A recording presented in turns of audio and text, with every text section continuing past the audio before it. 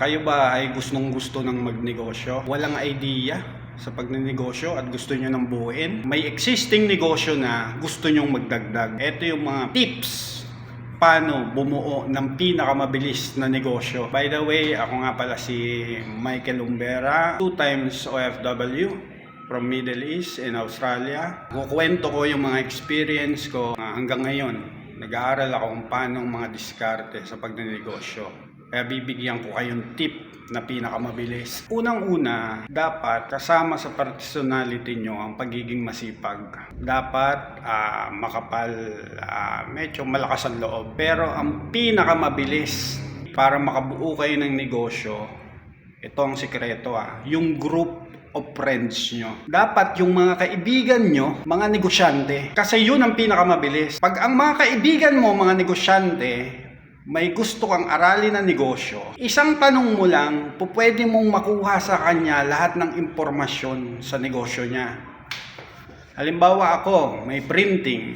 Gusto mong bumuo ng printing. Pag tayo magkaibigan at marami kang gustong itanong about printing, hindi ka na mag-uumpisa sa una na alamin kung paano, o kaya pwede kang manood sa YouTube. Kaso ang problema sa YouTube, pag may tanong ka, hindi mabilis na masasagot. Hindi katulad pag may kaibigan ka na printing at gusto mo ring mag-printing, lahat ng tanong may explain niya sa'yo yung lahat ng diskarte sa pagnenegosyo. So, example ko sa inyo, meron tayong mga kaibigan na mga negosyante. Kahit wala kang pera, kung ang grupo mo ganun, kasi mga negosyante yan, wala kang puhunan, ang grupo mo puro negosyante, pwede kang magtrabaho muna sa kanila Hindi ka mahihirapang maghanap ng trabaho. Kasi ang mga kaibigan mo, puro negosyante. Papakilala ko sa inyo mamaya.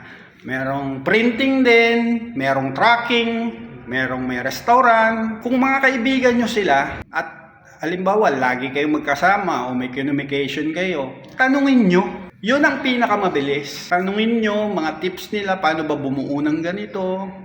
Kahit simpleng bagay, magtatayo kayo ng halimbawang negosyong maliit, ihawan or something. Kung meron kayong kaibigan na may ihawan, huwag nyo naman magkatabi kayo ng pwesto at doon ka magtitinda ng ihawan. Diba? Tanungin nyo kung saan ka namimili, paano discarte mo sa pagluluto, kahit hindi mo na tanungin yung recipe. Diba? Yun ang pinakamabilis na paraan. Bibigyan ko sample mamaya. I-interviewin natin yung mga negosyante. Hindi naman, huwag natin interviewin, mahaba Ibig sabihin, pakilala natin ano business nila. Ayan, pakilala ko sa kaibigan ko, si Ma'am Pina. Ma'am Pina, hello! Hello, good afternoon everyone! Ayan, introduce ma'am. Tagasan ka ba? Ako si Pina, taga Pasig. Meron kaming tracking business. Ayun, tracking business. Ma'am, bigyan mong tip ano bang sikreto sa pagiging negosyante? Sipag at tsaka lakas lang ng loob, tuloy lang, kayang-kaya natin lahat. Ayun! Ayan yan ang advantage. Pag yung mga kaibigan mo, mga negosyante, halimbawa gusto ko mag-tracking, ang dami kong pwedeng itanong. Di ba? May connection. May connection. Lahat ng masu-shortcut ko yung mga tracking business. Salamat, Ma'am Pina. Thank you. Salamat, guys, ka sa vlog ko ngayon. Sige. Thank you so much. Thank you. Ito, isa sa kaibigan ko. Ito, medyo yung negosyo nito, medyo similarity kami. Printing. Si Ryan ng Caloocan. Yes, Si Ryan. Yes, Anong complete name? Ryan Cagatulio po. Cagatulio. From Caloocan. Anong negosyo mo, sir? Silkscreen printing and cut and sew. Cut and sew. Ayan. Halimbawa, ganyan. Cut and sew. Wala akong cut and sew Opo. Pag may kaibigan akong merong cut and sew, halimbawa sa Ryan, kailangan ko magdagdag ng tagatahi. Paano ba yung mga tips, yung mga ganun, yung madali ko siyang matatanong nang masu-shortcut ko lahat ng problema sa pagninegosyo ng mga cut and sew. Yes, mismo po. 'Di ba? Ganyan ang advantage, 'di ba, pagka may kaibigan May connection. ka. Yes, negosyante. Yes po. 'di ba? Yan ang advantage. Kaya dapat ang mga kaibigan mo, mga negosyante. Yes, para maano din yung, kumbaga, yung right mindset. Kumbaga, Boss Ryan, bigyan mo ng tips. Ano bang para maging negosyante? Ano bang, kahit isang tip lang, isang salita lang. Ano ba sikreto? isang salita, execute. Yun yung Yun. natutunan natin kay Boss Arvin. Kaya Yon, execute talaga. execute. Yan. Yes, po. Sample nun, di ba? Dapat mga ganyan ang mga friend mo. Thank you boss thank you. Hoy! Hoy! Dapat to, main event ko to, teacher ko to, dapat hindi ko to muna yun. Eto, pakilala ko si Boss Lex. Eto, pagdating naman sa mga negosyo ng sasakyan, etong pwede kong tanungin. Boss Lex! Ayan o. Good afternoon po. Ayan, Mga Boss Lex. kasosyo. Ayan o. Boss Lex, anong tagasan ka ba, Boss Lex? Ako'y taga Batang Araneta, Quezon City, pero ngayon nakatira na sa Marikina. Ayan. Boss Lex, ano ba mga negosyo natin? May auto shop po kami, may car insurance broker, meron kaming towing services, may parts din, so more on car business para. Ayan o, puro sasakyan o. Halimbawa, ako, gusto ko magtayo about car, may kaibigan ako na may mga negosyo sa sasakyan. Hindi ako mahihirapan. Nandito si Boss Lex, di ba?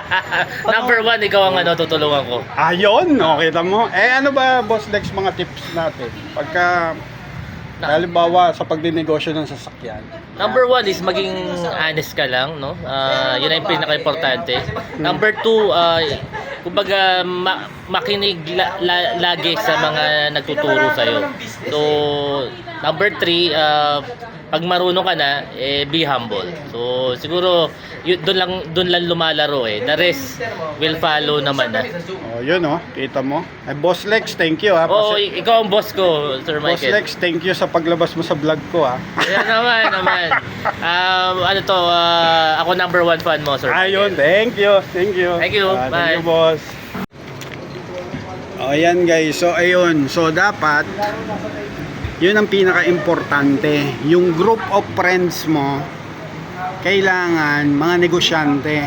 Kasi pag yun lahat mga negosyante, mai-skip mo lahat ng problema mo. Kaya kung may mga negosyante kayong kaibigan, tropahin nyo na. Printing ko gumagana pa rin tayo, nagpiprint pa rin tayo. Saka yung mga business ng mga kaibigan ko, ipopost ko dito sa pag-aaralan ko pa mag-edit kung paano i-pop up dito. Siguro dun sa comment na lang. Lahat may good side. Yun. So diyan ko lang tinatapos ang aking vlog for today. Yung printing natin